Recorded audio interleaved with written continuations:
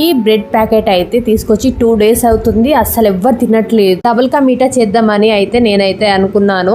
ఈ బ్రెడ్ ని చిన్న చిన్న ముక్కలుగా కట్ చేసి ఒక 1 hour పాటు ఆరబెట్టుకోవాలి, ఫ్యాన్ కింద వేసి, లేకపోతే ఎండలో అయినా పర్లేదు. ఇక్కడ నేను 1/2 liter పాలను అయితే బాగా మరిగిస్తున్నాను. బాగా వేడి చేసిన తర్వాత ఇందులో డ్రై ఫ్రూట్స్ పౌడర్, ఫ్లేవర్ కోసం ఇలా దంచి అందులో వేసేసాను. ఈ బ్రెడ్ ముక్కలను ఆరబెట్టిన తర్వాత ఇలా గట్టిగా అవుతుంది. పాలను అయితే బాగా మరిగించాలి, ఆ మిగడలన్నీ ఇట్లా సైడ్ కి రావాలి. తర్వాత ఒక ప్యాన్ తీసుకొని అందులో కొంచెం ఆయిల్ అండ్ 2 స్పూన్ల ఘీ వేసుకొని అది కరిగిన తర్వాత ఈ బ్రెడ్ ముక్కలన్నీ అందులో, బ్రెడ్ ముక్కలు అనేది గోల్డెన్ బ్రౌన్ కలర్ వచ్చే వరకు ఇలా ఫ్రై చేసుకోవాలి. ఇలా కొంచెం కొంచెం వేసుకొని ఈ ముక్కలన్నీ ఇలా బాగా ఫ్రై చేసుకోవాలి. మనం ఘీ వేస్తున్నాం కదా, చాలా బాగుంటుంది ఫ్లేవర్.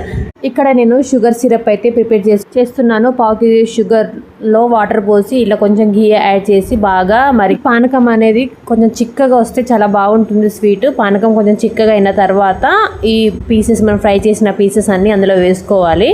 ఇలా బాగా కలిపిన తర్వాత మనం ముందుగా వేడి చేసిన పాలను అయితే ఇట్లా మెల్లమెల్లగా కలుపుతూ ఈ పాలను మొత్తం అందులో వేసుకోవాలి. వేసిన తర్వాత బాగా కలిపి మూత పెట్టి ఒక 5 minutes ఇలా ఉడకనివ్వాలి. అంతే, నోరూరించే డబుల్ కా మీఠా రెడీ అయిపోయింది. ఉంది టేస్ట్. ఫస్ట్ అయితే మాధవై తీస్తున్నాను. ఎంత బాగా వచ్చిందంటే, మనకు ఎప్పుడైనా స్వీట్ తినాలనిపించినప్పుడు ఇలా ఈజీగా ప్రిపేర్ చేసుకోవచ్చు. మాధవై అయితే ఫస్ట్ టేస్ట్ చూశాడు, వాడికి బాగా నచ్చేసింది. మేము తినిపిస్తా అంటే వద్దు, నేనే తింటా అని స్పూన్ అయితే గుంజుకున్నాడు.